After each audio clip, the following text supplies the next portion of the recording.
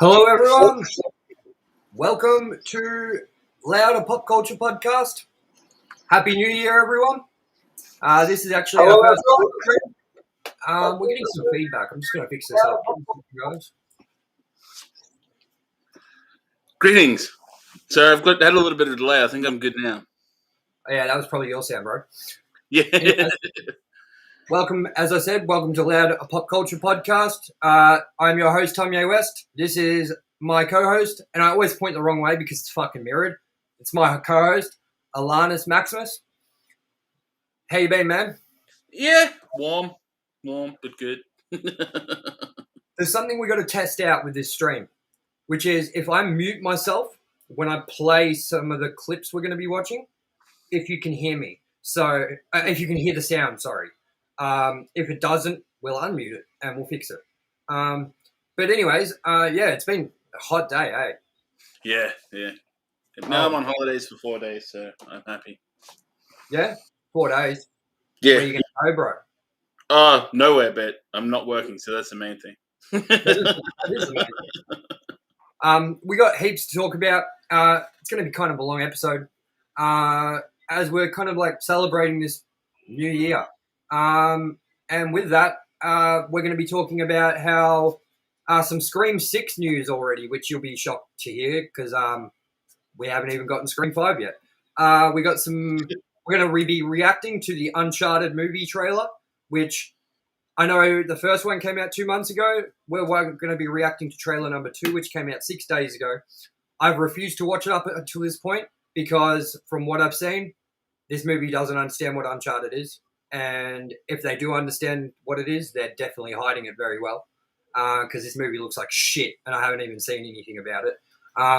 Worst cast decision ever. Not saying Tom Holland's a bad actor. Not saying Mark Wahlberg's a bad actor. But in Uncharted, nah. But anyways, man, like, yeah, we're going to be talking also about like our worst and best moments of the year and what we're excited about next year. So, yeah, it's going to be a good show. You excited, Alan? I am. It's going to be good, and I am Big Kev excited. Big Kev excited? I'm Big Kev and I'm excited. I don't want to be Big Kev and excited because I think you get a little too excited, but it's all relative. It is all relative, man. So, first bit of news, we'll just get straight into it. Scream 6 has already been greenlit, apparently. Which is kind of an interesting decision considering this fifth one has not even hit cinemas yet. And also, Scream 4, when it dropped, bombed from what they thought it would. And I just think it's a big risk to be greenlighting the 6th movie in a franchise when the 5th one hasn't even premiered. And the 5th one is what? 2011 was the 4th. So we are now over 10 years since a Scream movie. And I don't know, man. I think they're banking a lot. But as you all know, me and Alan have been reviewing the movies lately. We're finished up until Scream 4. Scream 5, we're going to be reviewing on January 14th. I'm excited for it, and I really hope it's good, and I hope that a number 6 is on the cards if that's the case. If it's shit, let's just forget about it. What are your thoughts on it, Alan? Ambitious. I think they know that they're probably going to have enough audience to make another movie. And I'm hoping that they've got something big up their sleeve that they know is going to suck people in for another movie. Yeah, it's definitely ambitious going, we're signing on for another movie already. But, I mean, in itself, maybe even a marketing strategy there to make us go, ooh, it must be good. Well, they did indeed say it's a new trilogy. Well, that's what their intention was. But that was what their intention was with Scream 4 onwards. So... apparently we're supposed to kind of like, this is what I've heard. This is like the last goodbye to David Arquette, Courtney Cox, Neve Campbell as main cast in the movie. The younger cast that we're seeing in the trailer that is playing right now will actually be taking over the reins. And I don't know how much this cast is going to be good to be the lead roles because they all kind of look like something out of MTV's real true life shows, like 16 and Pregnant or something like that. You know what I mean? Like they look like characters from the Scream TV series. There you go. Yes. So yeah, I don't know, man. I think it's ambitious. 1 second, my fucking dog. If it's not yours, it's mine. I'm surprised they don't bark at each other at this point. I'm waiting for one Shut day. up, man. Jesus, bro. You scared the shit out of me. Fucking hell. Live streaming, huh? Shut up, man. Jesus, bro. Yeah, we got a bit of lag going again. Live streaming, huh? Yours? Is that your audio? Because I can't hear you now. Man, live streams, huh?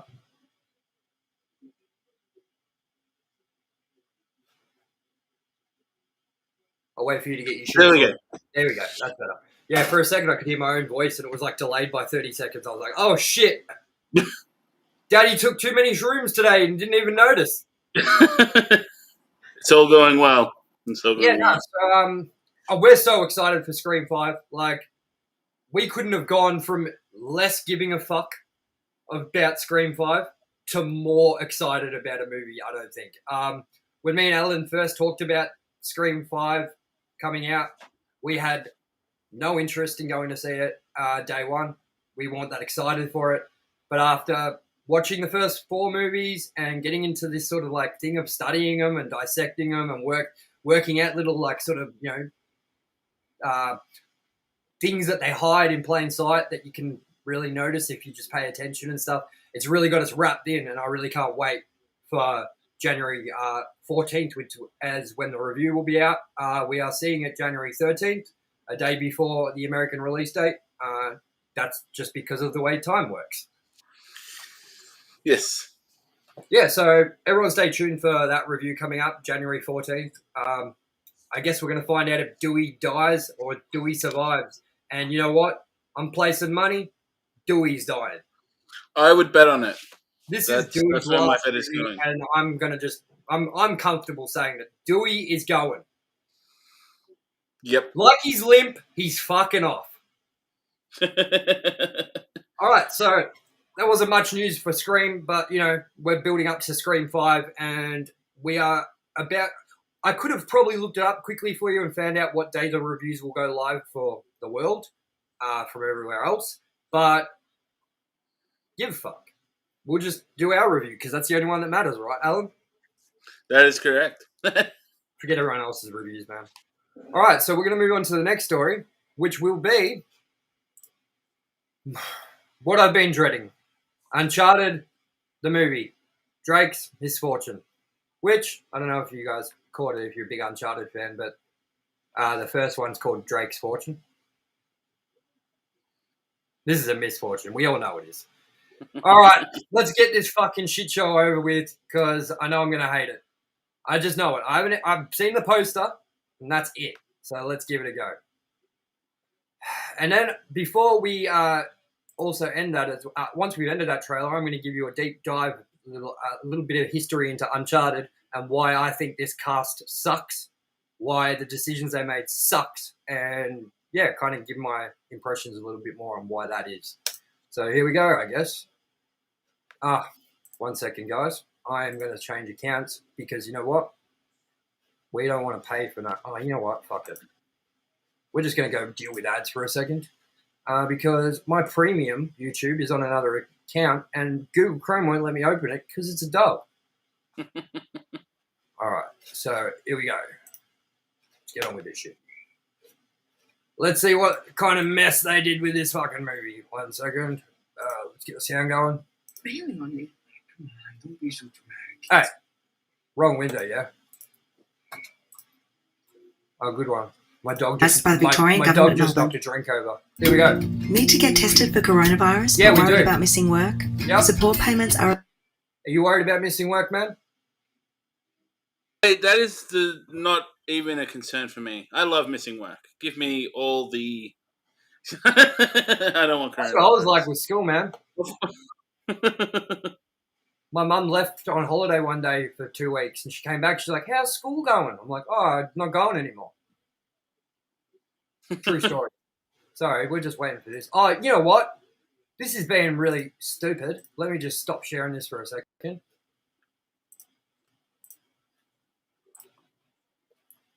This is what I hate, man, about live stream shows is I can't edit this shit, yeah? Now it's a good time to say, though, we are looking for a producer. So if you want to help us have less of Yeah, this. we are looking for someone to join us. Of course, we can't afford to pay you. We're broke. So, you know, it's a passion job, I guess. I will pay you with well wishes and a handsome smile. All right, we got this movie trailer up. Let's get going with this travesty, and like, get ready for me to sit here and just complain. I'm just going to do a quick thing. If I mute myself, can you still hear it? I can hear that. Hey, kid. A little young for a bartender, aren't you? A little old for prom, aren't you? Everything in here. Why the map? It's the biggest treasure that's never been found. 5 billion, easy. But it's just a story. I beg to differ. I already don't like it. 500 years ago, my family found the world's biggest fortune, then was betrayed. People have been searching for it all in vain. Both you turn your keys clockwise at the same time. Thanks a lot. You almost got me killed. Clockwise, Sully! Well, it was 50-50, so I made a guess. Clearly. But the voyage was not just about gold. It was something much more valuable. This cross has a very tragic history. So much blood. I'm pretty sure he just threatened to kill me. Oh, this is gonna suck! Don't get caught. You were just gonna leave me back there. Somebody had to get the cross.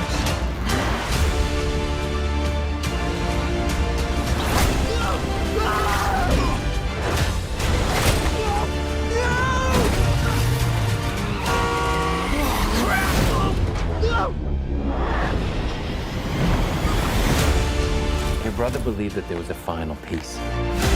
Well, you know what my brother said? You have no idea who you partnered with. What else aren't you telling me? The victor spoils. How are they gonna get them out of here?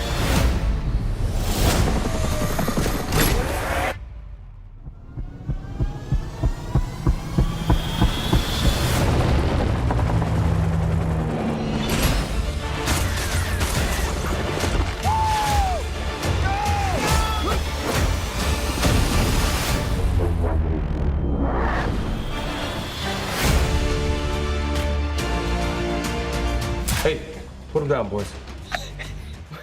What is that thing on your face? Yeah, puberty's right around the corner, kid. You can grow your own.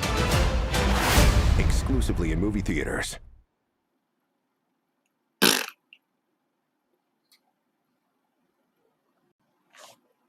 You're still muted, sir. Man, I was too flabbergasted at the fucking travesty of a trailer we just watched to even realize I was still muted. I have a lot of problems with it, man. I have a lot of problems with this trailer. I haven't seen it just the first time. You explain what you like about it and what you don't like about it, and then I'll get into why the deep of, because if you haven't played the Uncharted games, you don't. No, so I think I'm an advantage here of I might be able to watch it as just an action movie, but from what I've seen, the very little I've seen of the Uncharted games, why the hell did they cast Tom Holland? Thank you, man. Dude, Mark Wahlberg looks more like fucking Nathan Drake than fucking Tom Holland does as Nathan Drake. First of all, the character that Mark Wahlberg plays is like grey hair and moustache in the games. He's like 70. So that makes no sense. And they took something from Uncharted 3, something from Uncharted 1, something from Uncharted 2, and 4 that I could notice from every game and crammed them all into one fucking movie. So that plane scene is from Uncharted 3. The bit where they're in that sort of fancy gallery, Uncharted 4. The bit with the ship, I'm pretty sure Uncharted 2. So, for people that aren't aware, Uncharted is my favorite PlayStation property. I fucking love those games. Uncharted 1, it's okay. Uncharted 2, amazing. Uncharted 3, it's okay. Uncharted 4, probably the best PS4 game in my book. Like, I'd give it number 1 spot. It blew my mind, number 4. I played the Golden Abyss on Vita. I also played the Last Legacy, which was the standalone DLC, which was like 9 hours. I'm just going to give you guys a quick gander at the feel that Uncharted should have. The characters, what they look like, and kind of give you guys like an idea of why this trailer is a mess and why it just doesn't work for me whatsoever. So here we go. I will bring up this, which is Uncharted 4 trailer. Let's just pick one. Let's go.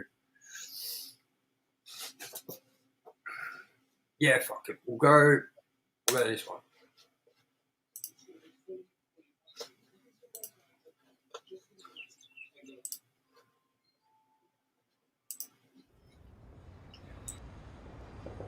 We were meant for this, Nathan. You, me, together. We were destined for something great.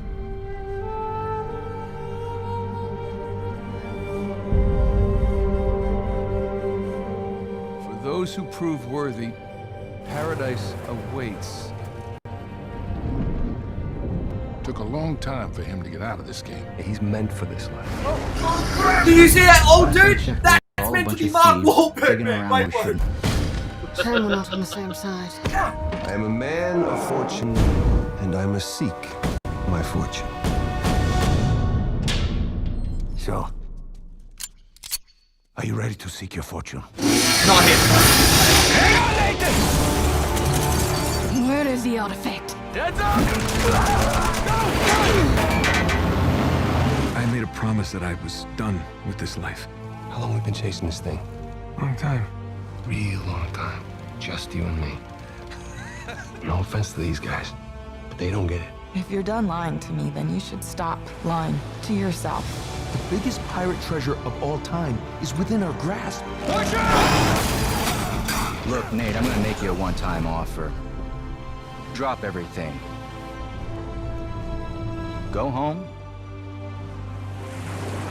Live your life. Or we can just end it right here. There's gotta be another way. I need you on this one.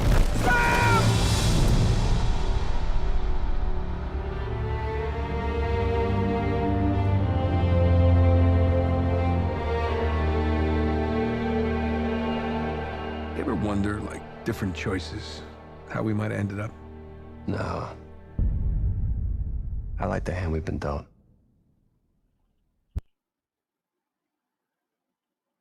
See, Okay. Now, my problems. Does anyone see Tom Holland in the main character of that game?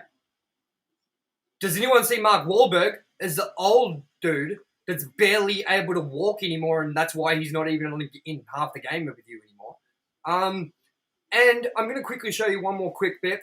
Now, this is to give you an idea, I guess, of what's going on, like the action it should have, the way it's not working, everything. There's so much about this, man, that I'm so flustered I can't even talk about it, man. Like, let's get over this fucking ad quickly, and then I will share the screen with everyone so that you can see that the level of action, the maturity of the character, all that stuff. Pay attention in this clip that I'm about to pull up when it stops being shit. Okay, it's a little long, but I'm telling you, this is one of the greatest bits of gameplay footage you may ever see in a game. And I'm not just saying that. This is just hands down impressive, this footage that I'm going to show you now. And this is what I mean why it's not going to translate, first of all, into a movie, and second of all, into a movie with that cast. Is because it needs to be on this level. And without it being on this level, you may as well just stick to it being a game. And let's have a watch. Just keep heading downhill. Brilliant. So, for all you people at home, Tom Holland's the one in the blue shirt. Mark Wahlberg's the one in the red shirt, apparently. Get out of the way! Whoa, whoa, careful! Damn, it's that goddamn truck again! Crap! Come!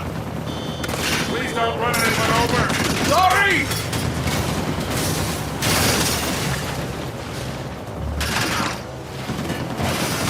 Look at this man. Why take this amazing gotta game shake that truck! and Working on it! fucking pile drive it into the ground? That was clean laundry. They can wash it again. It just gets better and better. I'm just gonna let it play out because it's so good. Wait. No, you don't have to hit everything. Hang on! Where the hell are you going? You're the one who said just head down! Jesus! Coming through! Well, this was really a great idea, Nate. Do you want to try? No, you're doing just fine. See? I got it. Crap. These guys don't give up. Here we go. Oh man, it's getting Man, to Rick the really wants us out of the bit. picture.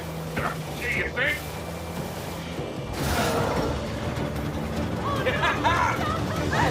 Think we lost Hey, Nate. Yeah? We can never, ever come back to this shit. Add it to the list.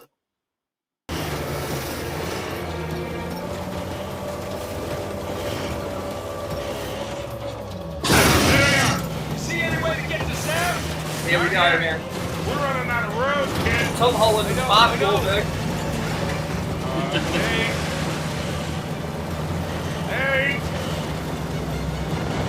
Here, take the wheel. What? You got your goddamn mind? Yeah, probably.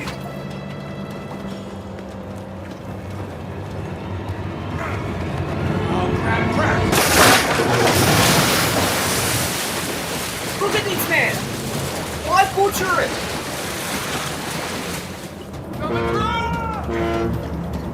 That's meant to be Tom Holland. We know he's Spider-Man. We've seen him swing a web. This is different. Look at this man. You shit me!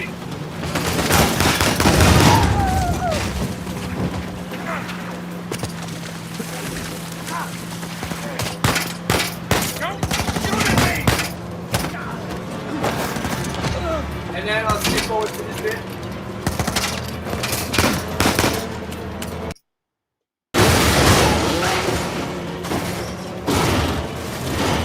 Sam!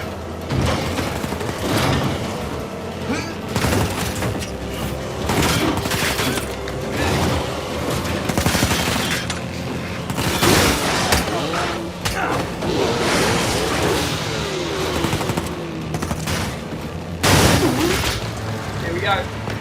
Hey, brother! Get closer! Try! Okay, hop on! Sam, get in the goddamn car! I'm faster! Stop arguing! Watch out!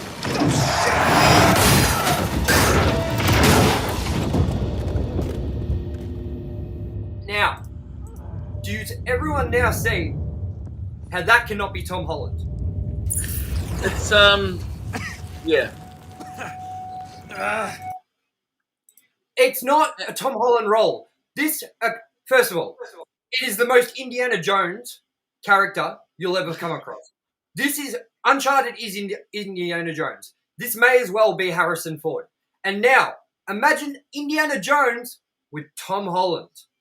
I just got a lot of problems with this movie. I got a lot of problems with this movie, man, coming out. As I said, it's Uncharted 4 is probably my favorite PlayStation 4 game, and for them to just butcher it the way they have, I mean, they didn't even look like they tried. And I don't know if you saw Tom Holland's interview about this role, when he first was talking about it, when the movie was just complete. And in his interview, he made it very aware at how disappointed he was with his portrayal of Nathan Drake in an interview before the movie was even out. That's setting expectations for people. You know what I mean? Yeah. And what date did it say it was coming out? February the something. So it's going up against Jackass 4. It's going up, and I'm sorry, but Jackass is going to win. Yeah, this is not going to do well. It's not going to be a box office. I have a feeling it's going to be on the level of maybe like as bad as the like recent Tomb Raider movie. Yeah. Of the remake. Do you remember that the movie that came out, like the last one? Yeah. I have a feeling it's going to be on that level. And that was not a good movie. Nothing special. Nothing good. Anyways, that's going to come out in February. And if you're going to stick around for our review on it, keep sticking around because I ain't doing a fucking full episode review on it. I'll probably bring it up in a story. I probably won't even go see it at the cinemas, to be honest. And I'm a big Uncharted fan. So if it's not speaking to me, I want to know who it's speaking to because it can't be speaking to the gamers out there. Gamers that are tuning in, let us know. Does this speak to you guys? Even Tom Holland fans, are you interested in this? Like Mark Wahlberg fans, are you interested in this? Indiana Jones fans, are you interested in this? Because, sorry, but you're not going to get what you want. And I don't know, it just looks like a lot of cutscenes from the game stuck together to create one shitstorm of a story.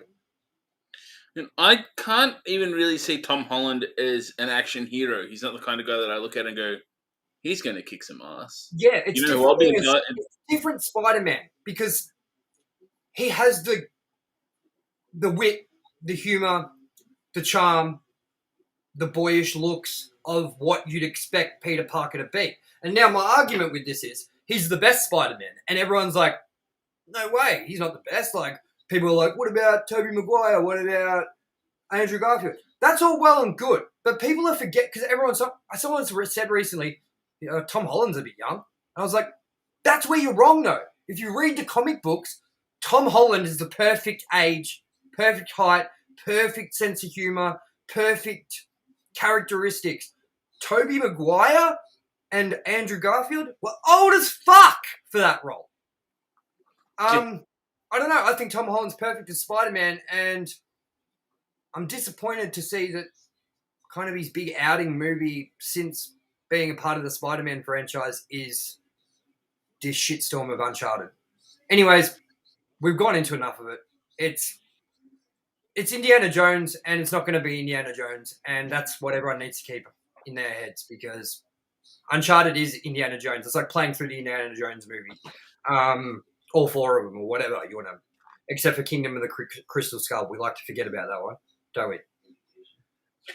Yeah, I don't think I've actually seen that Indiana Jones movie. That's how much I want to forget it. What's your history with the Indiana Jones franchise? I saw and liked. I probably haven't watched them since I was real little, but I saw and liked the trilogy. I saw parts of the Crystal Skull and stopped watching. But apparently they're doing another one. And well, I mean, this could be why I'm not a fan of Uncharted 4, Uncharted the movie coming out, and why I probably just refuse to accept it. And that's because the Indiana Jones franchise is my favorite movie franchise ever. Like, I love that franchise. Spoiler alert for everyone that likes our ranked and reviewed series, when Indiana Jones 5 is slated, the 4 weeks leading up to that movie when it comes out, we will be reviewing and ranking every Indiana Jones movie. Now, when that movie comes out, maybe next year, maybe the year after, it's been slated for like 3-4 years now. Will Harrison Ford still be alive? That's what I was saying. I was saying, hurry up and get it done. Because you barely can run. Did anyone see him run in Blade Runner? Because I didn't. Because I didn't see him run. That was the problem, man. I saw him try to run. I saw him look like he was trying to run. But that was some slow ass running, bro. And if he's meant to be like Indiana Jones again, and how old was Blade Runner 2049? It was like what, 4 or 5 years ago, at least. Yeah. So he's not getting any younger. What do you want? A skeleton swinging from the fucking whip? I don't know, man. I don't know. They're going to turn me into a skeleton with all this stress, taking all my fucking favourite shit and just ruining it. Anyways, we're going to move on to something a little bit more Alan speed.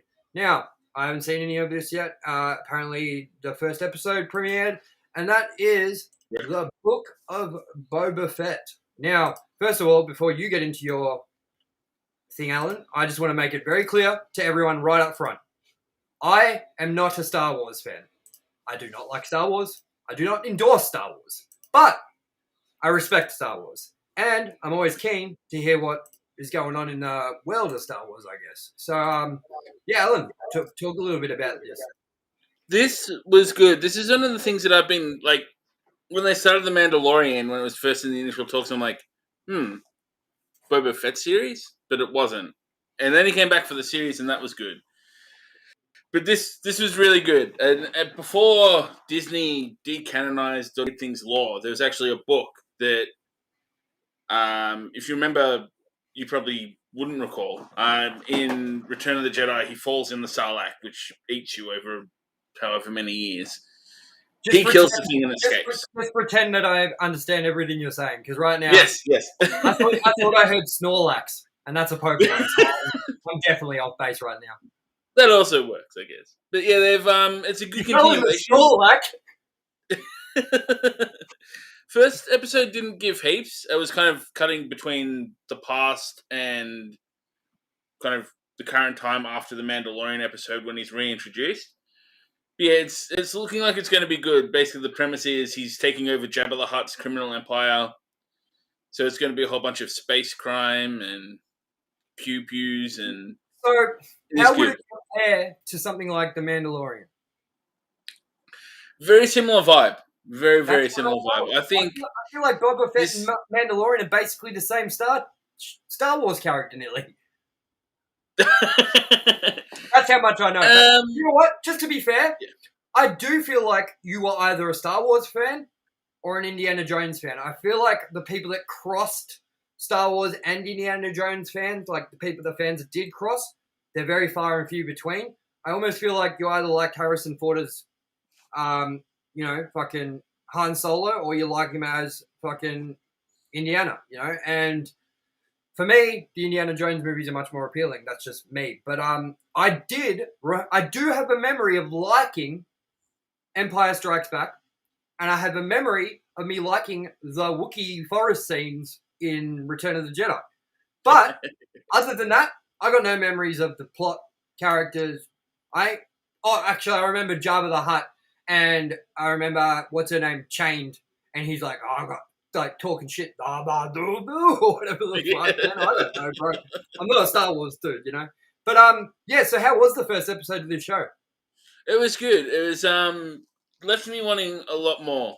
It was very much an intro and backstory. Didn't give you much from where it's going to go, but it gave you enough to kind of suck you in. Most of what we're actually seeing here has been from the first episode. It looks very Star Warsy. Yeah. But I've got nothing to bring to this combo except just sitting here going, like, man, I got a million questions about this franchise because I hear people talk about it all the time. There's a podcast I watch and they always bring up the character that has one line, I think, and he's like, Annie.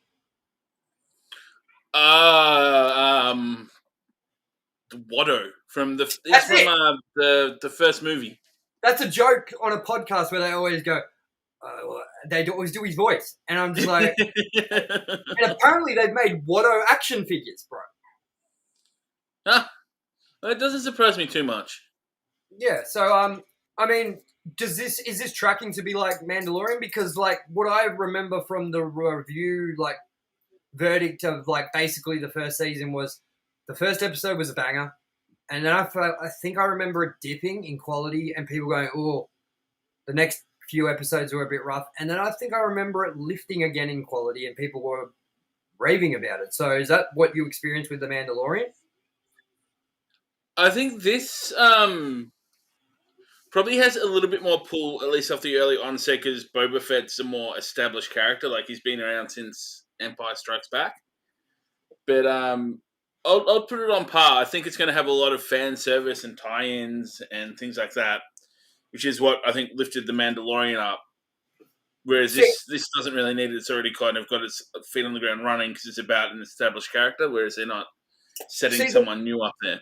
The problem I have with Star Wars is the same problem that one of the people on this podcast that I was talking about with Anu says, which is like, for a galaxy of people, they really have no more people to explore. Like, it's just the movies are about the same people in the same area, the same fucking planets, the same spaceships. Like, if it truly is a galaxy far, far away, how about we explore the next one? You know what I mean? I just feel like they've. I know you said there's going to be a lot of tie-ins, which will make the fans happy and all that sort of stuff. But haven't we already had enough tie-ins with Star Wars? Like, every movie's a tie-in to each other. Am I wrong about that? I don't know. Like, no, they're all interconnected. That's what I mean. So it's like, do we really need more tie-ins? Wouldn't we like to maybe see something completely fresh from the Star Wars world? I don't know. Is that something you feel like that would be cool for you to see, which is something like new characters, new sort of like backdrop, new sort of setting, but in the same universe with the same lore, I guess? Like, would that be something that would interest you, or are you the sort of fan that is looking for the familiarity, I hate that word, of the other... I think... I don't think there's heaps of room to move where you could with that. They can go forward and backward in time, but I don't think there's a whole lot that you could expand to another area of the galaxy where all these people don't know each other, because it'll essentially just be another show. I'm not sure it would really work. But I get where you're coming from with that. But I also think with this... You could have, like, the helmets that are similar, like, even with, like, the bounty hunter of being the Mandalorian, you could have a different bounty hunter. It doesn't have to be that bounty hunter, but it could still have the same look and feel. I'm just talking about, like, completely, like, making it like, okay, we're starting fresh with the story, but it's set in the same universe. It's still going to have the familiar, like, you know, it'll have, like, the stormtroopers, it'll have the lightsabers, it'll have the robes, whatever you want to include. But let's just get, like, it's not going to have Luke Skywalker. It's not going to have, you know, Princess Leia. Like, I don't know. As I said, I'm not a big enough Star Wars fan. I don't even remember the first three movies, let alone the three that were made in the early 2000s that were apparently trash, let alone the recent ones. Like, I have absolutely, like, zero knowledge about Star Wars except for what I've learned through podcasts and sort of talk about it, I guess. Yeah, I think this is... The Mandalorian is probably the furthest you're going to get from the main story. Which he himself, he's a separate character. I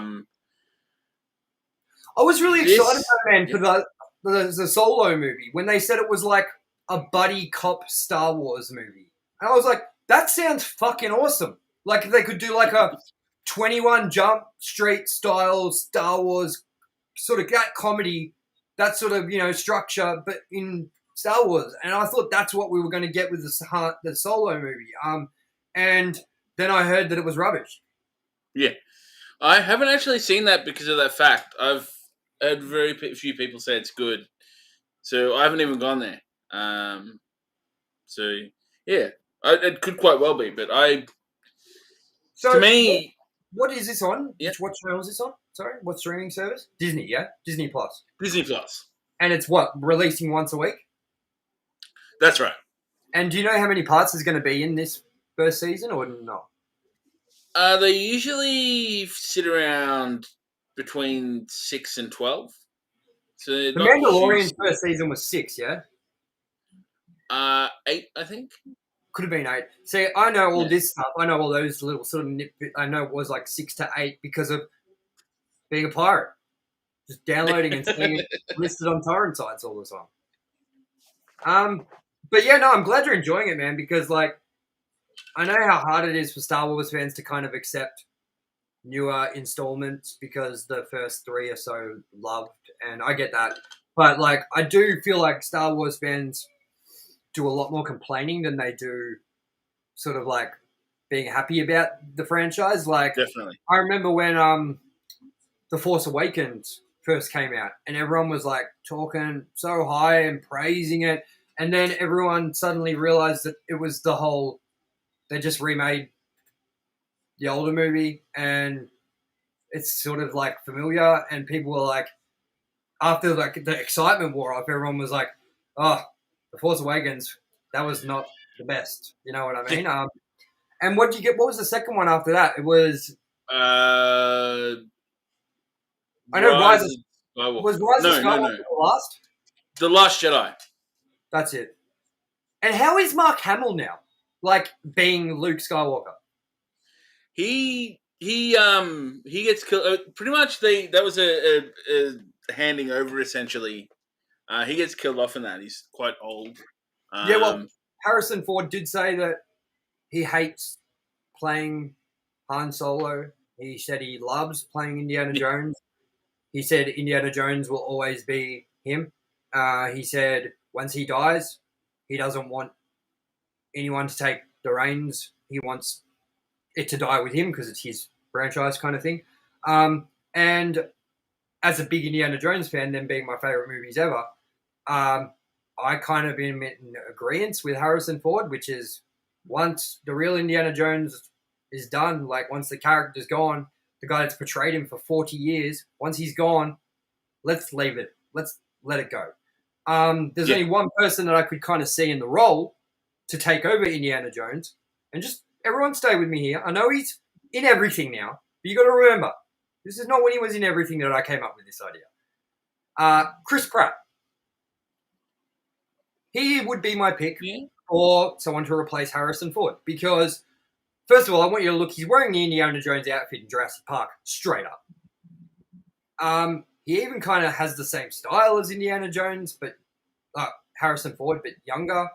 I just feel like he would be the only person that I could see doing a standalone Indiana Jones movie without Harrison Ford being in it.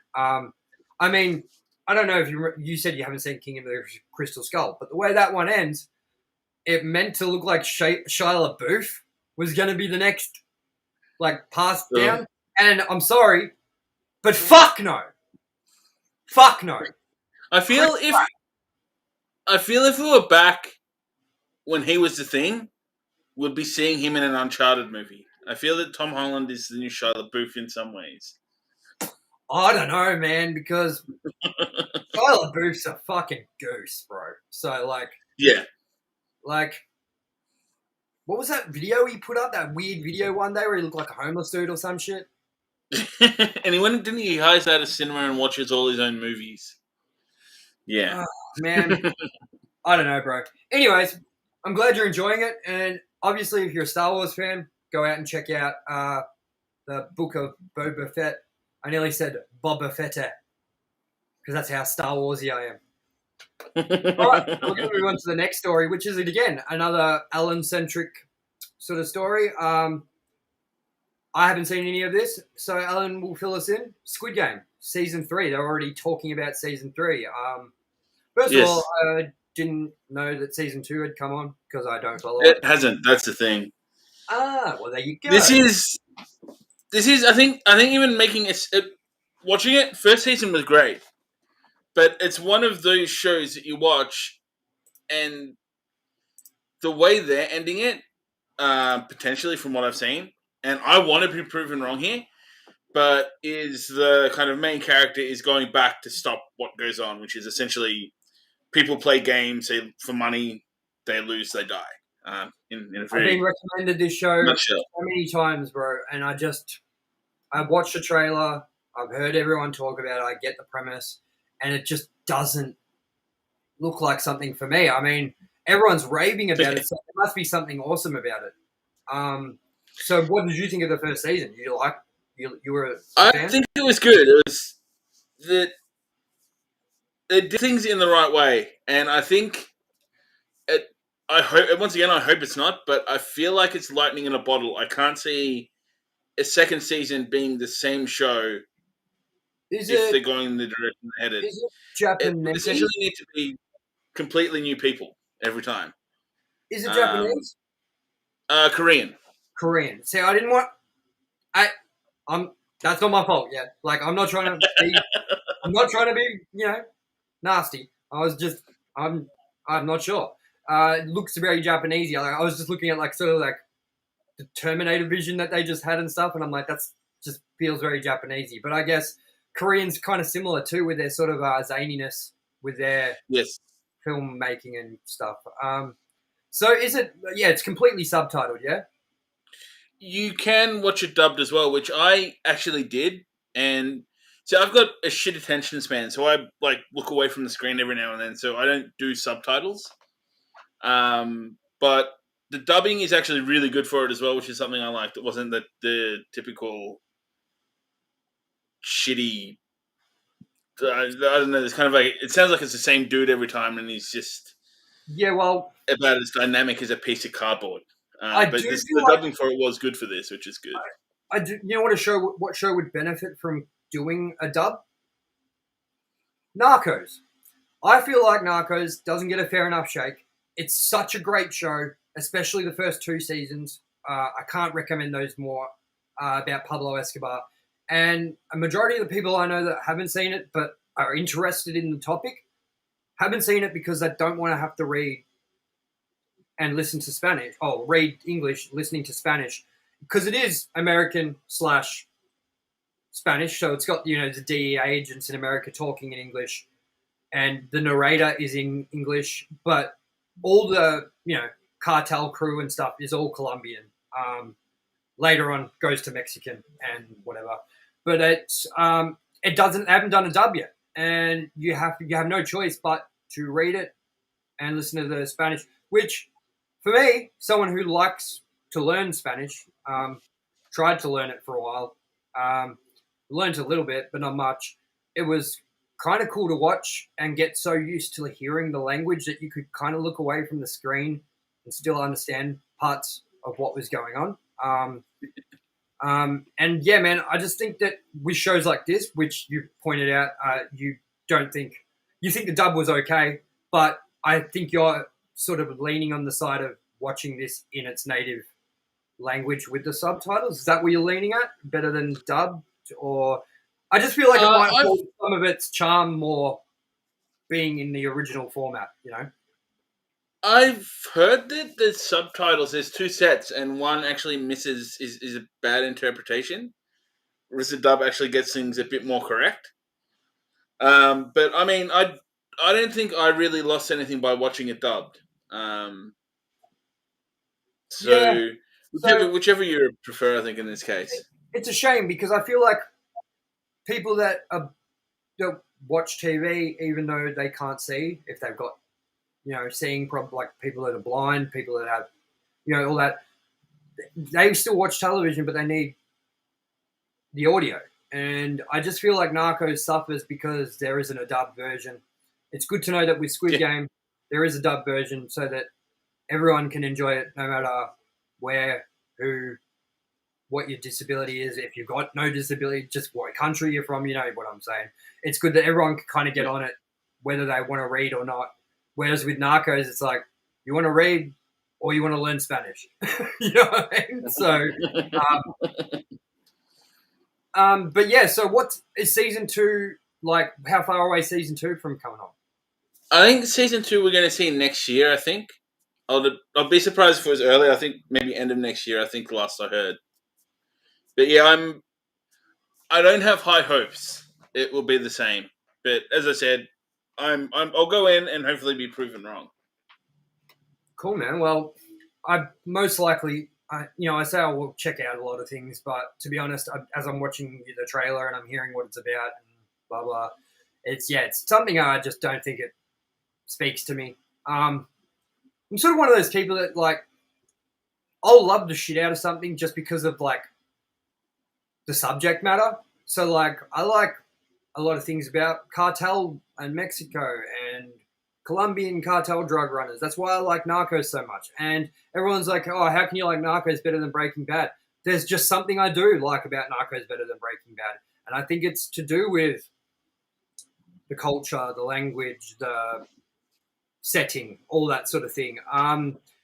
So I don't know. I don't know if people feel that way about this show or not. But as I said, it's good that people have options to choose how they can watch it. Whereas with Narcos, I think there is a dub version, but like in one country, which is weird.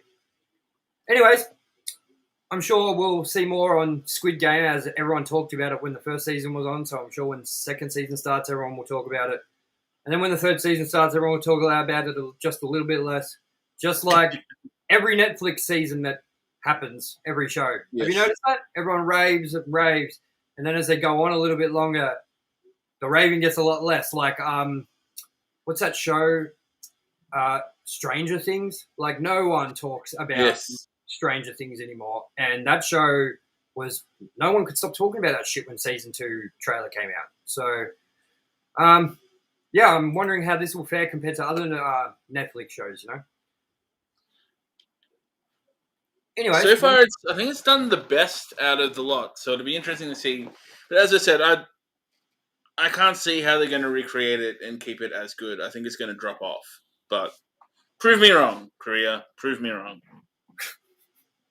Prove me wrong, Japan. I mean Korea. So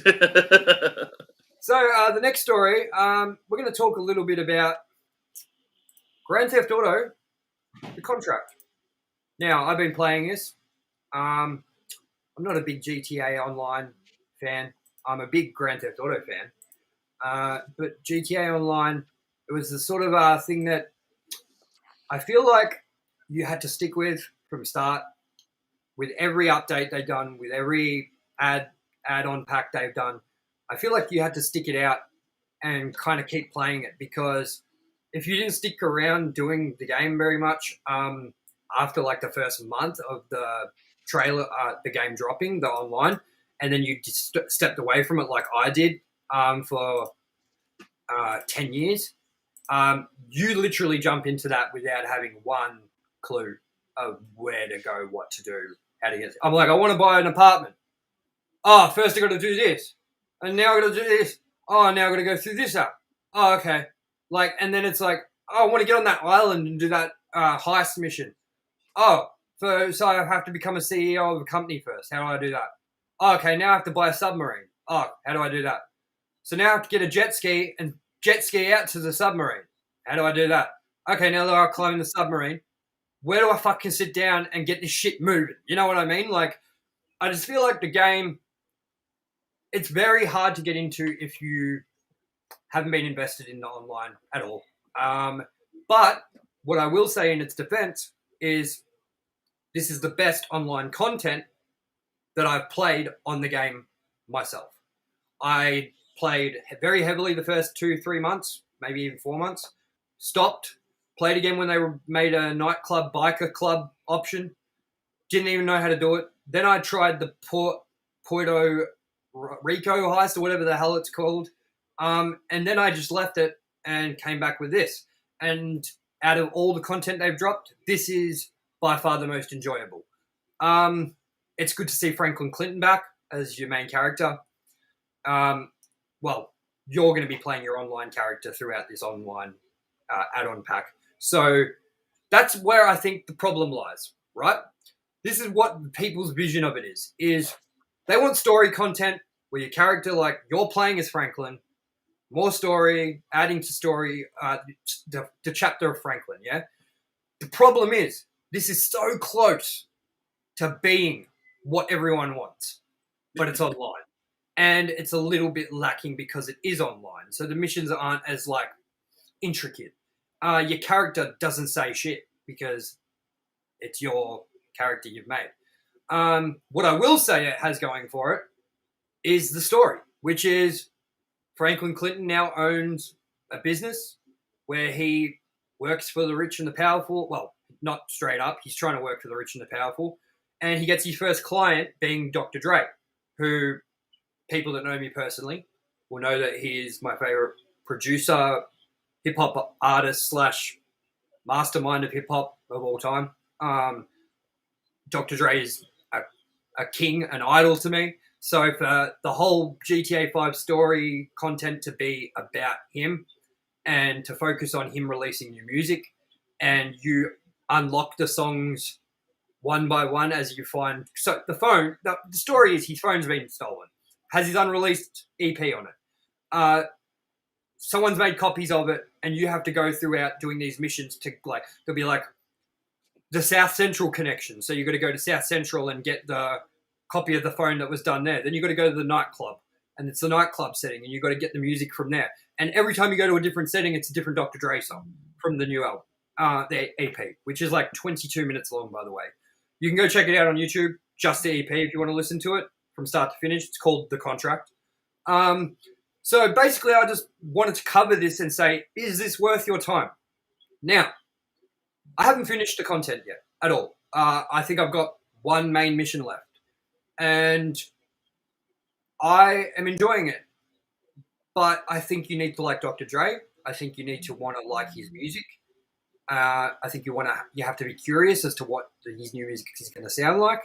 And I think you have to be curious as to how they entwine, put your online character into sort of a story-driven expansion, with Franklin being the sort of, main lead of the whole thing. Would I suggest you play it? Yeah, if you like Grand Theft Auto, you like the story, and you think that sort of a slimmed-down version of the original game would be fun, then yeah, go for it. But if you're looking for that expanded content like Ballad of Gay Tony, Lost and Damned, anything that, even like a Vice City Stories you could count, or like a Liberty City Stories from PSP. If you're looking for that, this isn't it. And if you are looking for that, wait for Grand Theft Auto 6, because we ain't going to get any of that. So, are you going to play this, Alan? And have you? I want to. It does have my interest a little bit. I may have to check it out. Don't think I'm going to rush out, but I think I am interested enough to give it a shot. Well, I think that you may change your opinion on that a little bit after the review we drop next Tuesday night, which is a special episode review of the movie Straight Outta Compton. Now, the reason we are doing a sort of out of the blue throwback review is because we've done Scream 1, 2, 3, 4 every week for 4 weeks in a row. We are now going, 13 days to 14 days without being able to see the new Scream movie. So that's over 2 weeks, we wouldn't be doing a review. So just for fun, I've always wanted to sort of dive into Straight Outta Compton with somebody that has watched it and give it a decent sort of review, run through, and impressions, because you don't have to like hip-hop music. You don't have to like NWA. You don't have to like any of that stuff to enjoy this movie. All you have to do is respect sort of where that music came from, that era, that town, the city, the Compton. You got to have some sort of respect for the art and the game to kind of get into the movie. But other than that, you don't need to know one song from NWA. You don't need to know anything about their history. You just got to go in and watch this movie. And it's funny. It's action-packed. It's got banging songs. It's well-made. It's not cheap. It's just a great movie, and I really can't wait to discuss it with you. And I have a feeling that maybe your opinion on playing this contract will change once you get to watch that movie and kind of understand Dr. Dre as an artist and a person a little bit more, just through the story they tell in Straight Outta Compton. So yeah, look forward to it. Yeah, so everyone, remember Tuesday next week we're going to be dropping our Straight Outta Compton review on YouTube, 7:30 p.m. And January 14th, 7:30 p.m. we will be dropping our Scream 5 review, which it's just called Scream 2022. So Call it what you will. Anyways, let's move on to our topic of the show, which is our best and worst moments of 2021. And do we think it was a good year, or do we think it was shithouse? Now, Alan, I'm going to let you get started talking first because it is fucking boiling in my room and I need to go get a drink. So, yes. Take it away, my good man. Start talking about maybe, I don't know, let's talk about your most favourite moment and I'll jump in the conversation in a minute. Awesome. 2021 was an interesting year. It had a lot of good things, I think, decent TV shows and gaming, but it was a bit of a fizzer. Just looking at the lineup of next year, I'm already more excited. But having said that, some of the good things I think that have come from it, which I think is obvious coming from me as well, is the content we've been seeing from Marvel, the TV shows. I'm incredibly biased, but everything on that, I have had very few bad words to say. Just finished High. It incorporates a lot of the movie universe in a good way, ties things together. And it started in January. It's been a consistent year of about 4 or 5 seasons, different shows. Been one of the better things, I think, to come out of this year, which has been a little bit lacking in quality things. I agree. It was lacking in quality things because I was looking back on my year and what I was excited about and things, and it's kind of blown away by the gap in between the things I was very excited for compared to when I'm looking at next year's lineup. And the lineup of next year is kind of like too much. I think it was anything you had to really leave the home or people had to leave the home to really create got put on the back burner, and we just got some things kind of filtered through to us that were delayed this year. We definitely did. I mean, that's what we experienced with our band. I started the band the month COVID hit in 2019 that it sort of hit towards the end of the year in November. And dude, it's 2021 and we have not played a show. We have not released anything. We've not done promo shots. We've done nothing. But that's why this year it was just such a bummer of a year, man, that like the high moments were like far and few between, and the high moments were kind of lackluster because it wasn't the year that I think we all expected. Definitely. But yeah, as next year is looking very good though. As you said, it's like there's so much jam packed into it. With I think the world going to a bit more of normality again, it's going to be a good year. Kind of. It's kind of going into normality. Yeah.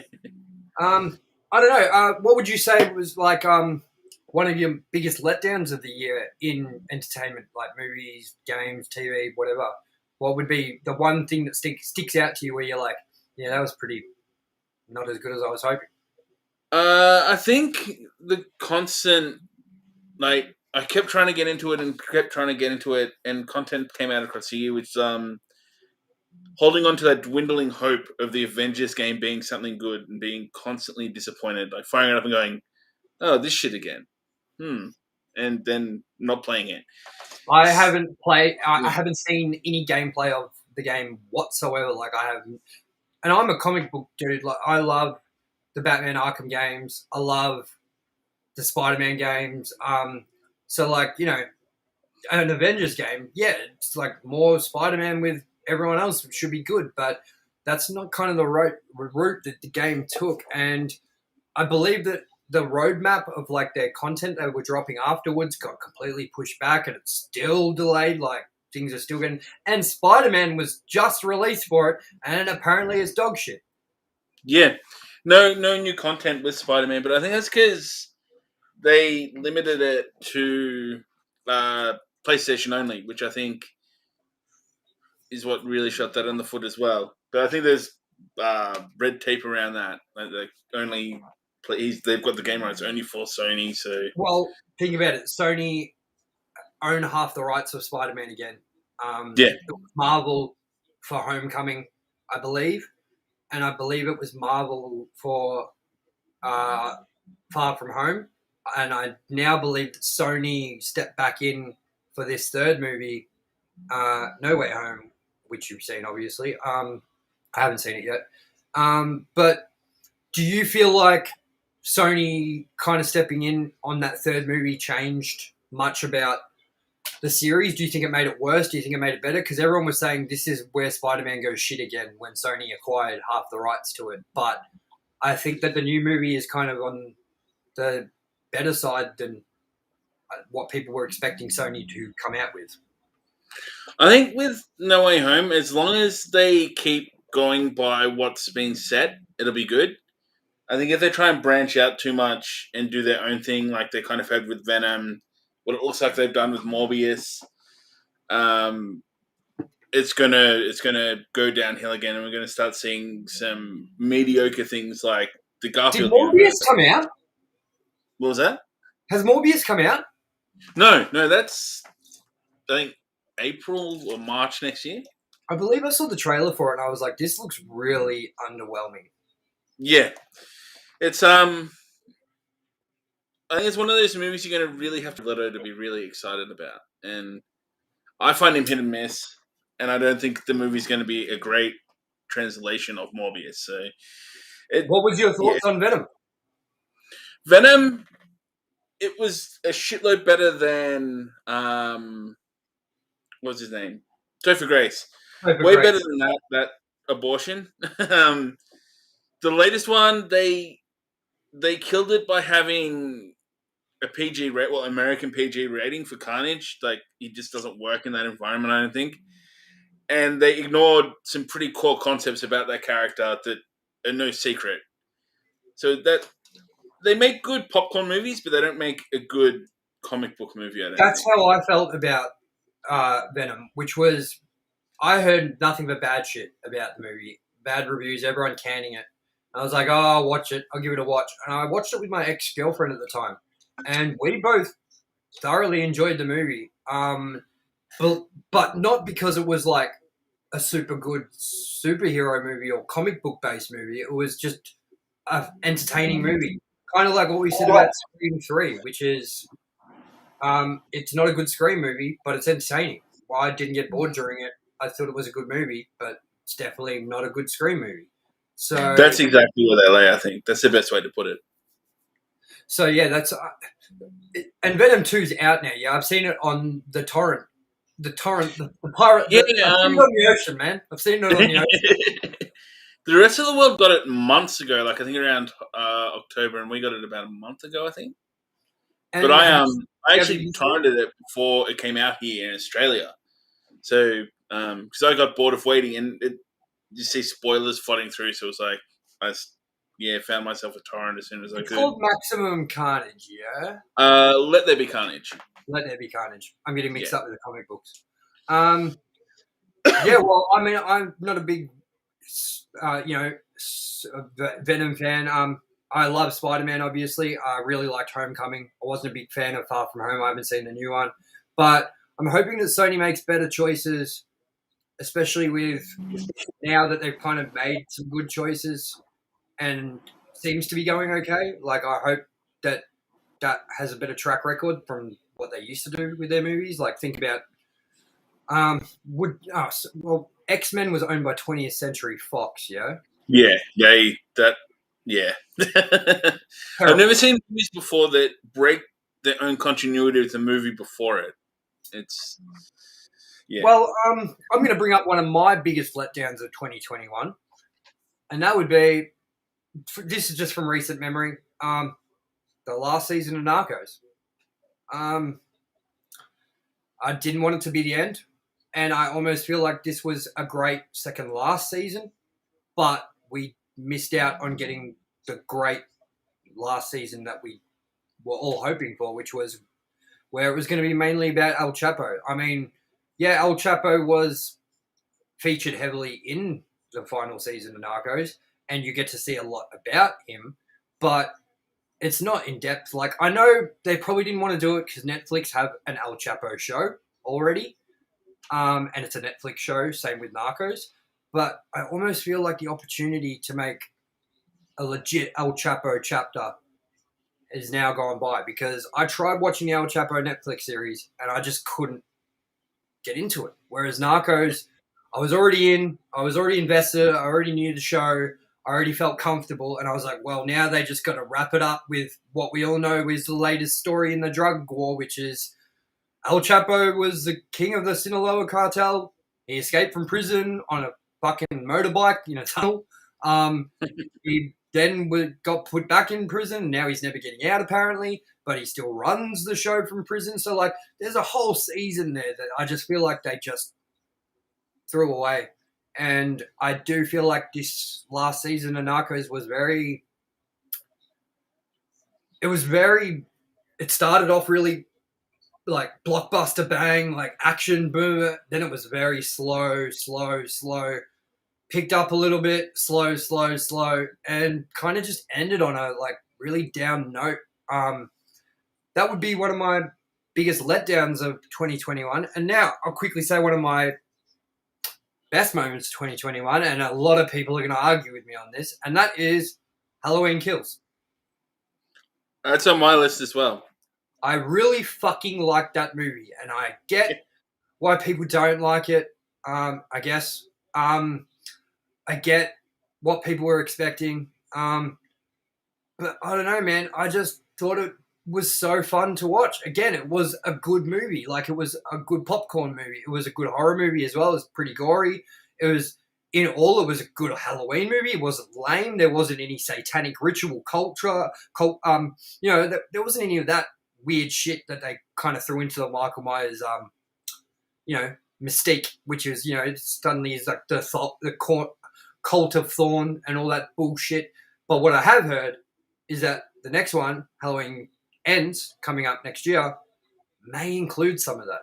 So, I don't know. But chime in. If you've seen Halloween Kills and you didn't like it, tell us what you didn't like about it, because to me it hit all the right notes. It was fun.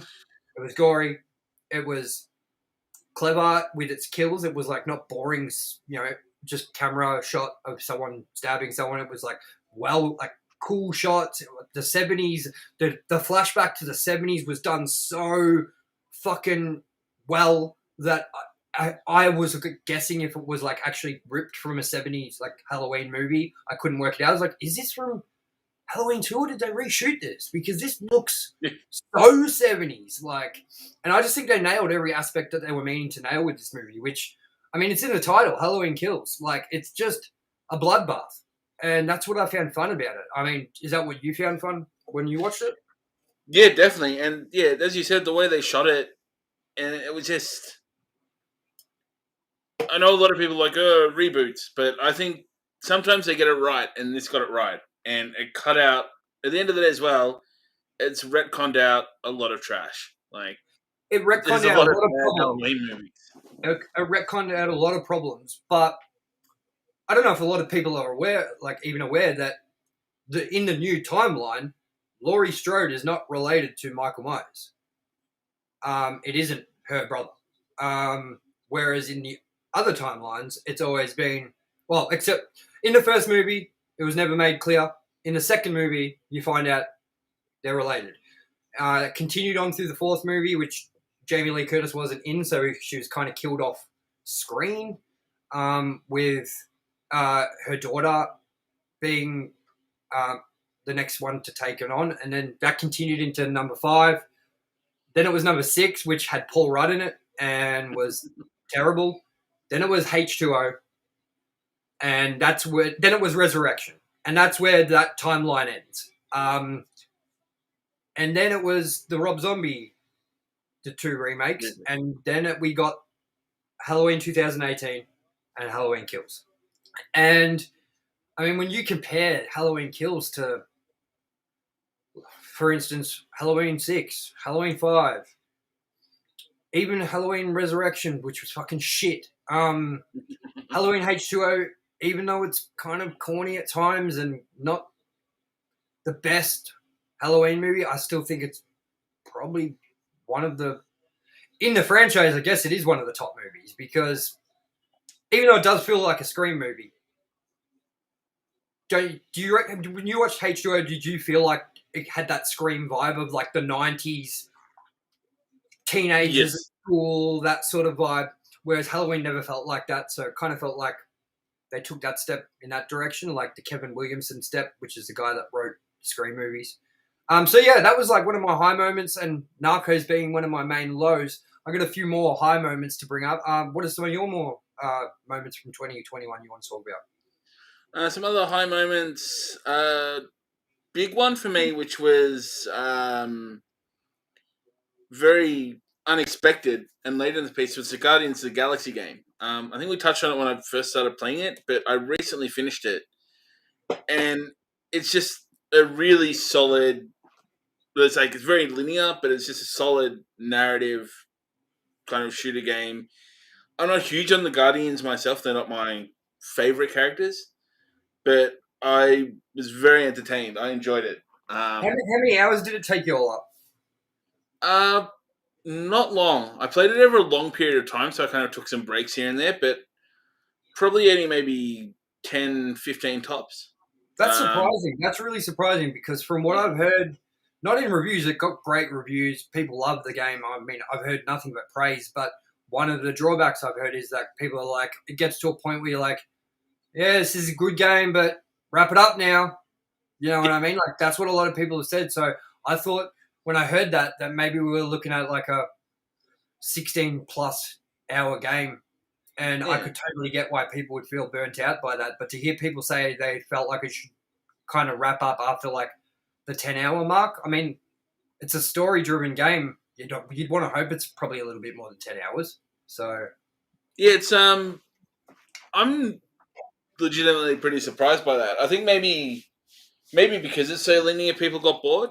I don't know. Maybe the wrong people playing it, so they I don't know. I like best of both worlds. Sometimes I like to be told where to go, and this did it well. Only thing they did, it was when you're flying the spaceship, like kind of for the space battles and stuff, it's very clunky. Like it's so terrible. like, will it be like so if it's linear, I'm guessing like there'll be a stage where it'll be like running, like third-person action, running, going, shooting, jump, like climbing shit, and then there'll be like a stage where you're like flying, and then it'll be a different stage. So like, I'm guessing every stage is sort of like a different.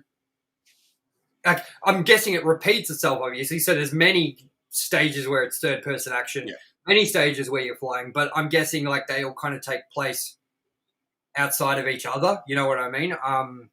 Yeah, it's kind of it's mostly third-person shooting, with a couple of spaceship levels. Would it's you very compare kind it of to something like the Deadpool game? But yeah, very which similar. I don't Very know similar. how to do, but I loved it. I love the Deadpool game. It's really good. Yeah, no, it's very similar vibe.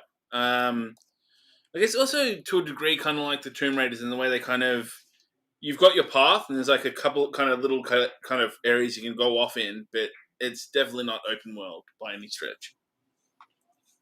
Yeah, I like linear games, man, and I feel like we don't have enough linear games Definitely. that are are really good, like that you can like say that was amazing. Like say, for instance, I know I've already spoken about it to death, but Uncharted, like they are linear games. Everyone pretty much has the same experience playing those games, unless you're one of those people that wants to find every treasure, which then you're going to play things a bit slower and search every nook and cranny. But like, I mean, they kind of open up as well a little bit, sort of like Tomb Raider, the games, how like it's a linear game with a linear level, but the level is very vast, very wide, and there's sort of like it's sort of got open world aspects to it. So Uncharted does that later on, but that is a prime example of a narrative story driven game with beat for beat, everyone experiences the same plot, it ends the same, there's no choosing which mission you want to go to. That's an example of the way you do a story driven game, and I feel like that's the same with The Last of Us, and maybe games like on the Xbox side, I'm looking at things like maybe Gears of War being very linear, but great games. Halo, I know, being kind of open worldish with like Combat Evolved, but also I think they went more linear throughout the series. But I just don't feel like there's anything on the caliber of like you know, like a big AAA game that everyone like can't stop raving about, like Gears. When Gears 1 and 2 were released, like people love those fucking games. They're linear as fuck. It's like the Call of Duty games. Like they always get, but they're just action games. Like, you know, they're shooter games first of all. That's it. And they're linear. So I don't know, man. I just feel like they need to do more linear because I feel like open world's kind of like being done to death. And I'm an open world gamer, so. And also less focus on multiplayer. I feel going back as well, Avengers, that would have been way better if it wasn't so multiplayer focused. I It agree. doesn't need to be. There's a lot of multiplayer shit out there. Not everything has to be about what you can do with your friends. Like, maybe that's just me, but That's I what don't I'm know. worried about with the future of gaming, man, is that it seems to me like every game is going in this direction. And that's examples of games that I'm looking forward to, which I wasn't going to bring up till when we started talking about this, but like our most hype moments for next year. But like every game I was excited for next year, like example, Suicide Squad. We watched that trailer from the game trailers thing. It looks like, from what I see, a co-op, open world, city game that looks exactly like Sunset Overdrive. And then you've got another prime example, Gotham Knights, which was like Arkham, an open world game, which it's the same, but this time with co-op elements. And I'm getting really stressed and worried because I'm not much of an online gamer. I play a bit of COD online. I'm playing Grand Theft Auto online, but I don't talk to anyone. I don't interact with anyone. I'm just doing what I want to do. When people piss me off on the map, it actually really gives me the shits. I'm like, just leave me alone, man. Let me do what I want to do. You know what I mean? So, I don't know, man. It's a shame that I feel like that's the way gaming is going because everyone wants that Fortnite money. Everyone wants that microtransaction money. Everyone wants that cash grab that they can keep going back to. And I'm worried that that's the way that all games are going to go, man. I don't know if you feel the same, but I just feel like it's got to reach a certain limit where we go, okay, we get it. You know what I mean? Like we've had enough. Yeah. But I don't see it reaching that point. Do you? No, it's slowly kind of just moving more and more that way. And even when games bomb because of it, no one pays attention. Like, I think Mass Effect 4 Andromeda was a good example. That was just utter trash with a lot of focus on multiplayer. Also, and they were working on another multiplayer game, Anthem, which wasn't bad, but it was no star pupil either, man. It was fucking. Yeah, that's it. I'll go back to something that I really enjoyed about this year. Again, it's pretty fresh in my mind, but F is for Family was fantastic. Again, my criticisms are the same of it, which was when I reviewed it, that it didn't feel like a last season. It was shorter than the other seasons by a couple of episodes, and you really felt that length cut. And it kind of ended like another episode, just a middle episode to a series would end, for me anyway. And I was like, that's it. So it was great. Like I loved every moment of it, but I also kind of wish it kept going. I believe that Bill Burr chose to end it himself because it's taking too much time up and he wants to get back to stand-up comedy. And he said that he can't focus on both anymore. It's been 5 years of him doing both and it's killing him. So, I mean, 2021 said goodbye to a lot of my favorite shows. F is for Family, Narcos, like all these shows that I've been watching for years, everything's kind of ending and it sucks. It really sucks because I'm finding myself with very little to watch and be excited for at the moment. And that brings me to another one of my worst moments of 2021, and that's gaming in general. Now, I've got the PlayStation 5. You can see it behind me. I was so excited when that console arrived. I couldn't wait to unwrap it. I couldn't wait to set it up. I couldn't wait to see the UI. I couldn't wait to experience the controller, all this shit. I was so excited. And I can tell you right now, 2021 has been the year that I have played the least games out of in a year since gaming heavily, which is when the Wii era, like that's when I got back into gaming heavily. So this is like over 12, 13 years, man, that this year I've played fuck all video games. And I feel like that's not me. I feel like that's games. And I feel like this was a really, really shit year for games. Like Far Cry 6 didn't do much for me. I enjoyed it, but I played it for like 10 hours and was like, can't be bothered anymore. I think the games I got most joy out of, which was, I'm going to have to quickly check for you. I know for a fact, okay, Resident Evil Village. Now, that would go on my list as one of my highlights of 2021. It was a great game. I fucking love that game. I'm trying to think, was that 2020 or 2021? That was this year. This year? All right. So I'm just quickly going to go back for you, and I'm going to tell you what games I actually have finished this year. So, man, this is a hard one. So Village, I'm still looking. Astrobot, The Last of Us Part 2. I haven't finished Ghost of Tsushima. And Spider-Man Miles Morales, I finished. I replayed the South Park games. And yeah, like that's it, man. Like I've started a lot of games and kind of just dropped them. And I never do that. I usually start a game and finish it. I mean, even with San Andreas, which I was really excited for it to come out, which again goes into my worst moments of 2021, which is the subpar release we got of GTA. And I was so excited playing San Andreas. I got to the last 10 missions of the game. And I just, every time I turn it on, I can't even get myself to get to another blip. I'm like, oh, this is boring. I want to turn it off. And I don't know if it's me. I don't know if it's games. But all I'm hoping for with 2022 is that it's brighter for my gaming because I love video games. I love my console. I'm not going to part with video games. And I just hope that this isn't a sign of what the future holds for my gaming, I guess, you know? Yeah, definitely.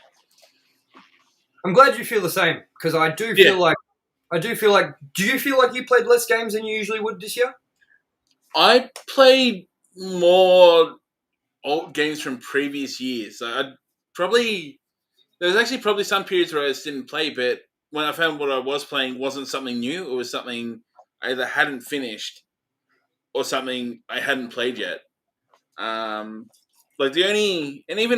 think my second biggest point of the year for me for gaming was the Mass Effect Legendary Edition, which even wasn't playing a new game, was just playing a really well done remake, which I think we both hoped San Andreas would have been.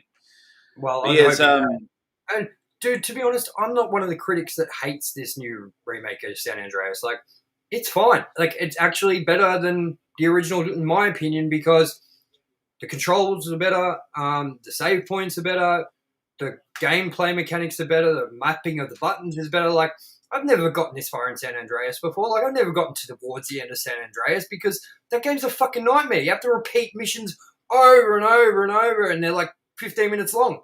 So, like, for me, it did the job it was supposed to, but I can see why it was such a disappointment for the fans and the community of gamers as a whole. Yeah. But yeah, like, I mean, I'd probably say one of my other top moments of 2021 was the fact of Limp Bizkit coming back. Yes, that is a good moment. I think that was really the only real musical standout moment I think I had this year. But also I think, yeah. I had a few, and I'm going to just mention these as some of my kind of things that I was really into during 2021, which was live streams, COVID live streams. I watched Under Oath. I watched Fever 333. I watched Hollywood Undead. And there might have been one or two more that I watched, but I didn't watch the Falling in Reverse one because the price of tickets were a fucking joke for an online event. I was paying more for the online event than I would have paid to see them in real life last time. So I was like, nah, No way. And now it's been leaked on YouTube anyway, so go up and watch that if you want to watch it. So I've seen it already. But, Under Oath were really good. Fever 333 were really good. But, that kind of wraps up my thoughts on 2021, man, because I don't really have any more standout moments for me where it was, amazing, except maybe, I know this is fucking nerdy, but whatever, me getting back into Pokemon cards and the 25th anniversary of the Pokemon card trading card game with the Celebrations collections, going up. That was a highlight for me and still remains a highlight for me. So I don't know if there's much more to really cover about 2021. So maybe we should kind of move into as we wrap up the show, our most hyped moments for 2022. So let's start with you, man. I've done a lot of talking, so you go for it. There's a shitload in gaming that I'm looking forward to. Some sooner in the year, some later on, and I don't think there's a release date yet. But big one I'm looking for is about in the middle of the year is Starfield, which is, I think it's only PC and Xbox, but Bethesda are doing a sci-fi game. So it'll be like Fallout in space or Elder Scrolls in space, which I haven't seen heaps of it, but I don't think there's heaps going around. But I'm looking forward to that. And Saints Row, I think, is another big one for me. I'm looking forward to. There's not really been anything like that, or unless you want to play GTA 5 for the 5th time over, with slightly go faster stripes on it. And I think they're re-releasing it again, which just they are. It boggles my mind. And the re-release has been delayed. They delayed the re-release of a game that they've already made twice. Yeah. And I believe that the last port of it was delayed and the original game was delayed. So they just can't seem to get this fucking game out on time, even after making it twice already. Yeah. It's, yeah. I won't be triple dipping, I tell you that now. No. I played it once. I waited. Yourself, man. I'm not paying another $100 for your shit game. Sorry.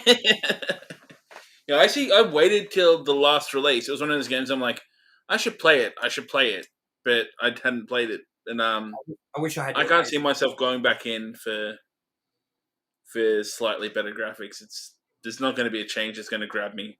Look, man, when they said they were re-releasing it and it said it was expanded and enhanced, I got really excited. And then I saw the trailer and it said like better graphics, whatever. And then it said more action. And I just was like, what? It's the same fucking game. How can it be more action? Like, when you're trying to sell me on what you've already sold me on, there's just nothing to look forward to about that release. So that's not even going to that wouldn't even make the top 100 of things I'm excited about next year. Yeah, no, it's not even on my radar.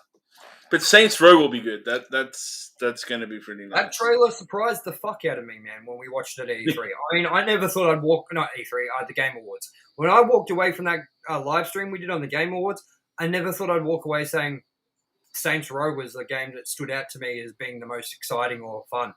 And, man, that was Game Awards. That's what I mean, man. That was such a fucking snooze, the majority of that.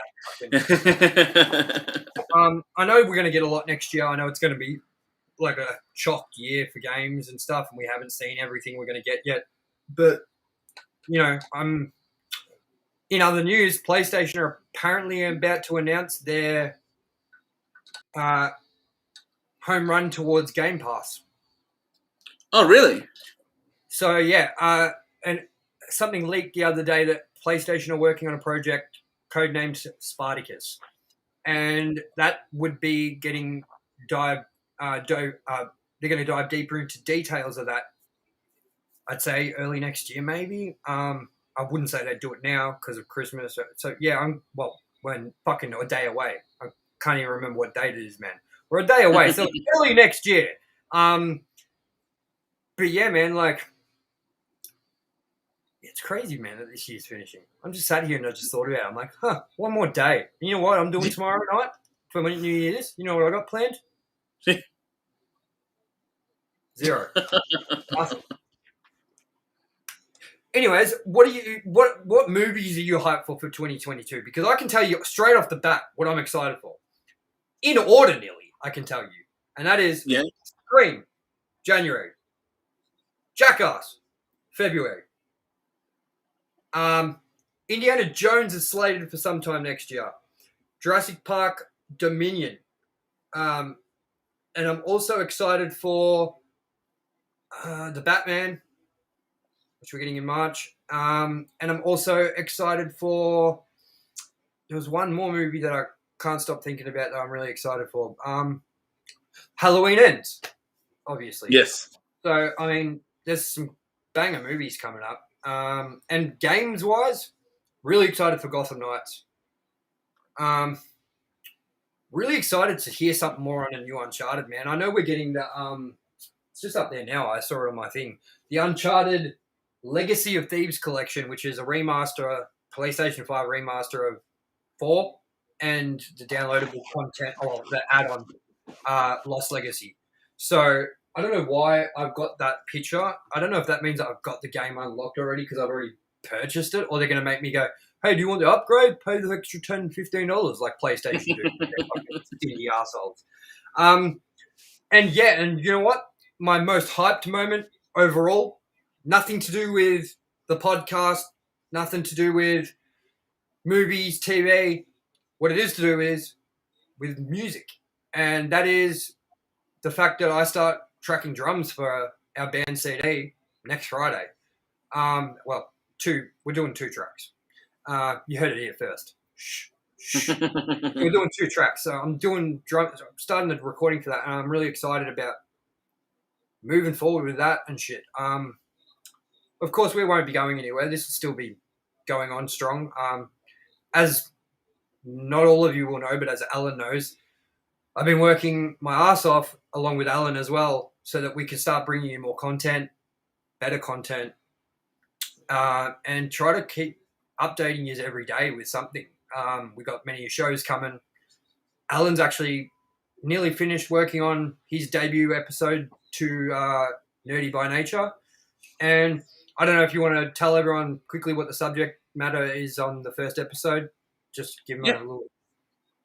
Going over... it fits as well, because I suppose it was a headline of the year for me. Going over some, I guess... So there's not much I can say that's spoiler-free, but a bit of a spoiler-free review of No Way Home, and then a bit more of an expanded review, some of my thoughts on the movie and where it may be going, and what I thought of what happened in the movie. So you're going to dissect that a little bit. And I'm looking forward to seeing it, bro. I'm really looking forward to seeing it. I mean, I've given you all the reins on this show. I basically presented you with the idea that we need more content. We need to, be posting regularly, consistently, and gave you the shot of what you wanted to do. And I said, it's all up to you, man. You write it, you edit. If you want me to edit it, happy to do it. But, this is all Alan's baby. So everyone, when it comes out, make sure you do support it, because I'm actually looking forward to seeing what it is and how it's going to go and how it's going to add to our channel. And as for, our channel for 2022, we've got so much coming up. We're going to be doing 2 episodes a week of, Louder Pop Culture Podcast. Right now, Loud and Alternative Music Podcast is on a hiatus. It's been a nightmare trying to get Cody, while he's in Brisbane, onto a stream, because he's working, he's doing stuff, trying to get money to come back here for recording and things like that. So it's just not worked out for timing. I would have loved to have released a new episode of our old original show, lately. But we do plan on getting back to that every week. There'll be an episode of this show every week. We're streaming every week now. We want people to write in topics, questions, whatever, and help us structure the show. We're also going to be releasing... We've already spilled the beans that Ranked and Reviewed will be back. So Scream, we're going to be wrapping that up on January 14th. You will get a slight week or two's break, and we are coming back with our next chapter in our Ranked and Review series. And some of you might have been able to put it together with what is coming out in February, what I'm excited for, what has multiple movies in its franchise already. And that would be, we're doing Jackass, Ranked and Reviewed. So we're going to be doing all three Jackass. We're going to do the 3 mainline Jackass movies. So 1, 2, 3. And leading up to Jackass Forever being released as the week 4 one. We will not be doing 2.5. We will not be doing Bad Grandpa. We won't be doing anything like that. So we're just going to do the mainline movies. So I hope everyone's looking forward to that, because it's going to be an interesting few episodes, I think, because it's going to be hard to kind of separate each movie, because they're just they are the same movies. They're just different stunts and stuff. So it's not like we can be like, hey, who was behind the Knoxville mask? You know what I mean? Like, you'd be like, clearly it's fucking Johnny Knoxville, man. So, I know who did it, Johnny Knoxville. So, I don't know. I hope everyone's excited for that. And we also plan on doing, as I said, the Indiana Jones movies later throughout the year. I want Alan to have a few picks of what we're going to do. So, whether that's I'm saying it now, Alan, don't make us do a Marvel in review. I'm telling you. Because you know what? I don't have 45 weeks to review shit yet. So we're trying to keep it on a scale of, something easy. I did want to do the Batman movies. Not all of them, but I was going to kind of go the Dark Knight trilogy onwards. So it would have been Dark Knight trilogy, Batman versus Superman, then the next ones, or the new one. But we'll see what happens, because Ranked and Reviewed will not be a weekly show. The only reason we're doing Scream the way we are is because it's coming up to the new one, and it's the same as Jackass. We've got to get it done quickly before the new one comes out. And then we'll probably take a little break from Ranked and Reviewed. But it'll come back very quite often. We have a lot planned. And also, we've got my son Quinn helping me unbox collectibles and Pokemon cards and stuff. We actually got a few episodes of that in the can, which they'll be releasing pretty soon. We open up an Ultra Premium Celebration Collection box. We open up a Collector's Chest. We open up a Fusion Strike Booster box. I mean, I've opened up 130 packets of Pokemon cards this week, man. So, I mean, just Pokemon dancing, But yeah, I mean, is there anything you're looking forward to in 2022 with either us or otherwise? I think everything we're doing is pretty exciting. It's going to be a good year for us, I think. It's other than that, movies, pretty much everything you listed. Another one I'm looking forward to, which is a little less, I think, publicized, is Extraction 2, which is Chris I don't know of Hemsworth. Extraction 1. Pardon? I don't know of Extraction 1. So what is this? It's on Netflix. I think they're actually Netflix movies. I could be wrong though, but just a really solid action movie. Like, there's nothing too fantastic about it, but it's just really well done kind of action movie where he's a merc, bad drug cartels in India trying to kill a kid, him trying to save kid. Yeah. Worked really well. And he didn't ham up the accent. He speaks in an Australian accent, but he does it naturally, which I thought was nice. That's always a bonus, man. And before we kind of wrap this episode up, I really want to say thank you to everyone who's supported us. I can't say it enough that, like, just the little amount of support we've had from you guys has made us do way more for this channel than we ever would have thought. Like, when Alan joined recently, it was just going to be the one podcast I do with Cody, the one podcast I do with Alan. And just the little amount of support that we've had from everybody so far has pushed us to make it, rather than a sort of thing we do on the side, more of a, legit, proper, thing we're going to commit to, and we're going to try and build the community, and we hope you guys will grow with us too. And yeah, I mean, again, thank you from the bottom of our hearts, because it's crazy that there's people out there that want to listen to me and Alan talk the shit that we talk. Finally, someone's listening. Yeah, it took, 38 years for me, and here I am. Exactly. And yeah, hopefully our band and stuff plays a few shows together, or coming up. That'd be cool, man. I think I might even be filling in for you guys with the beginning of the year. Yes. Doing some studio work with us. So. Yeah. Lots of stuff coming from the Alan and Tommy camp. Definitely. Quite a lot, man. So as we leave you, we are going to leave you on 2 previews. One for our upcoming Scream ranked and reviewed trailer, review, which is coming out January 14th, and one for our Straight Out of Compton review, which will come out next week on the 4th. So, thank you for joining us. Happy New Year, everyone. This is Tommy A. West signing off into 2022. Alan, you say your goodbyes? I'll see you next year. Yeah, I hope so. Someone had to say it. I hope so. I hope we all see you again next year. Anyways, thank you for watching, everyone, and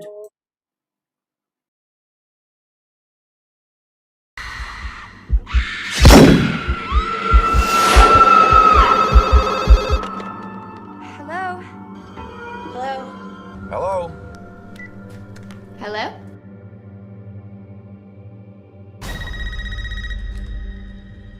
Hello? What's your favorite scary movie?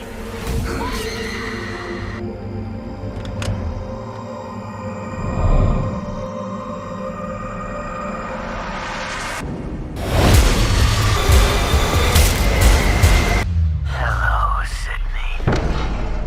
It's an honor.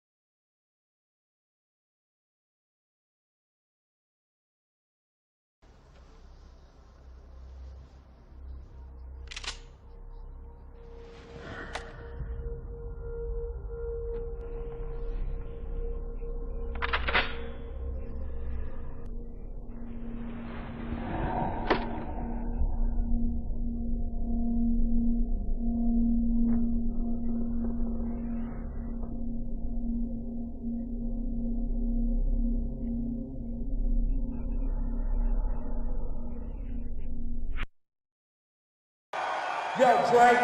What up? I got something to say. Fuck the police coming straight from the underground. A young nigga got it bad cause I'm brown. And not the other color, so police think they have the authority to kill a minority. Fuck that shit cause I ain't the one. For a punk motherfucker with a badge and a gun to be beaten on. If thrown in jail, we can go toe to toe in the middle of a cell. Fucking with me cause I'm a teenager. With a little bit of gold and a pager. Searching my car, looking for kicking every nigga in selling narcotics. You rather see me in the pen than me and Lorenzo rolling in the Benzo. Be the police out of shape, and when I finish, bring the yellow tape.